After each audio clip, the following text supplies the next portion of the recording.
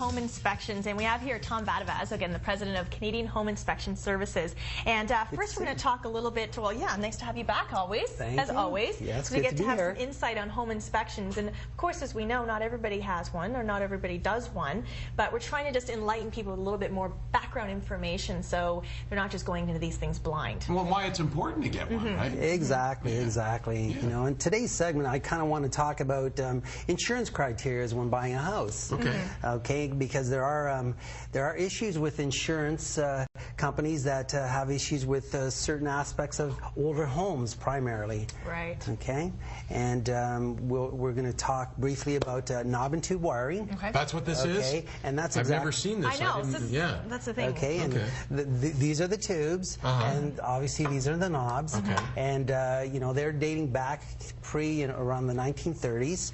Really? And yes, quite old wiring, kind of safe, you know, in that there's two separate wires. In the new house construction, you'll see wiring encased, both the black and the white wire and the ground wire basically encased. So it's all in one, but in the old wiring system, they were separated. We as home inspectors haven't got a problem with that.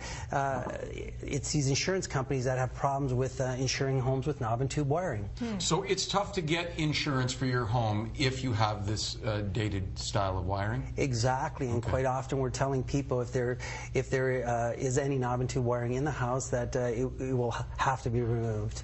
And how, sorry, is it an expensive process to actually replace knob and tube? It is, it is. In some cases you're having to go into the walls and literally either take it out or cut it off and bring new wiring in, and that will basically be abandoned in the wall cavities. So if you're approaching a home that's an older home that's for sale and you're interested in purchasing it, and someone has maybe been living in there for the last 50 years and is on their way out, you could run into all kind of these issues. So this is where home inspection comes into play, right? Exactly. So because a lot of times you don't know, you think, well, the home has been, you know, renovated inside, but it could be just for aesthetic purposes only, and you don't know what's behind the walls, right? Exactly. Okay, so how does a trained person like you determine that it's knob and tube if it's all behind the wall without smashing into the walls?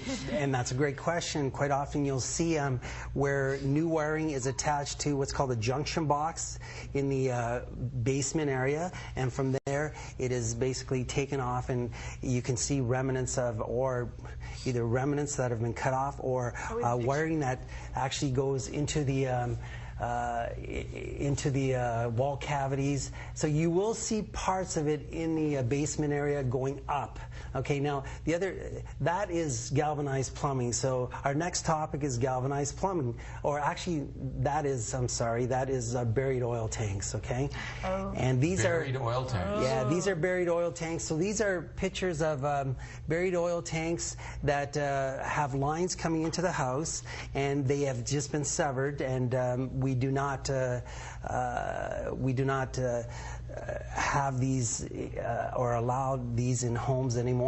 They have to be removed. It is something that is not allowed by insurance companies whatsoever. Okay? So do you have to submit all of your findings to the insurance company? Does your home inspection go to the insurance company when the people are looking for insurance, so that the insurance company knows what they're dealing with? Actually, it doesn't. Okay, Oh, really? It really doesn't. And people do ask me that question quite often, and no, that's not the case. We simply educate the client, and it stops at that point. We do not forward a copy of the report to absolutely anyone but the person who paid for it. Oh, okay. Well, that's good to know. Okay, so this is galvanized plumbing. Now, this is what you would see would be drinking, actually. So this is remnants of what's inside a pipe, and this is quite often made to be removed. Insurance companies do not want to insure houses with galvanized plumbing, and quite often will give you a grace period to actually have it removed inside the house. Drinking through a pipe like this can't be a good health issue either, right? I mean, oh my goodness. So what years of homes are we looking at up to what date did they switch over from this? Well, they primarily switched over in the late 50s, early 60s into copper. This was quite common in the 30s, 40s, and in some cases in the 50s. But we do see a lot of it. We see a lot of it going to copper plumbing, and in that case we have two dissimilar metals working against each other, and we do have quite often leakage develop at the joint connections. Okay, but insurance companies want it totally removed. This wall outlet doesn't look very friendly at all. Aluminum wiring now is the new thing for insurance companies. They want the aluminum wiring to be checked, and they want it to be checked at where there's receptacles and where there's switches. Aluminum wiring was more of a problem. It's not as good of a conductor of electricity as copper. Therefore, when we used to have the old fuse systems, people were putting quarters in the back of the fuses, and they would allow more power to go through the wire. They would overheat the wire, and in some cases people would be attaching multiple appliances. The fuse would actually still allow for the power to go through it. The wiring would overheat, and that's where we had problems with aluminum wiring circuits and fuse systems, and that's a typical one. So for an outlet to get to this point, it's getting very hot, right? And very hot. You're really risking a fire. Exactly. So that was because of an overfused system. That was the fuse, that was the outlet. This is a 30 amp fuse. The wire could only carry 15 amps. It was carrying more than that. It was carrying up to 25 amps because there was a toaster, a microwave, a fridge connected in the kitchen, and they were continuously plugging into it. Yeah, let's face it, I mean, the average Joe is not an electrician, and they really don't realize, I'm sure, and you find this a lot in your travels, that people don't realize the dangers they're putting themselves in by the things they're doing and overloading different outlets, right? Absolutely, Matt. I see a lot of these problems. What about wood-burning stoves? Good one. Wood-burning stoves is another issue that's at hand. Quite often I'm seeing these pot-belly stoves. They look great. Cute. And they're cute. And uncertified wood-burning appliances, like the old stoves that they had. There's a picture right there of an old pot-belly stove.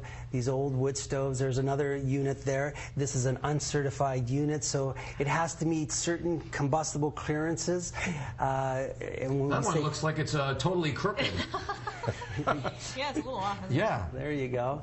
And I mean, here's the next picture is the connection into the wall where it hasn't been connected properly. The handyman person made the installation, and away you go. There's a connection, a poor connection. Oh, gee. And so you can actually have gas fumes coming into the house, and that becomes toxic air in your home. Exactly, and that's a safety issue as well. You know what? We're going to take a break, and then when we come back, and I think you just kind of touched on it here, and we'll delve into more, the do-it-yourself handyman, and I'm sure you see a lot of their fine work when you're in your travels, and we'll find out some of that and what that could do in terms of, you know, if you're selling the house. More with Tom Vattovaz and Home Inspections when we come back.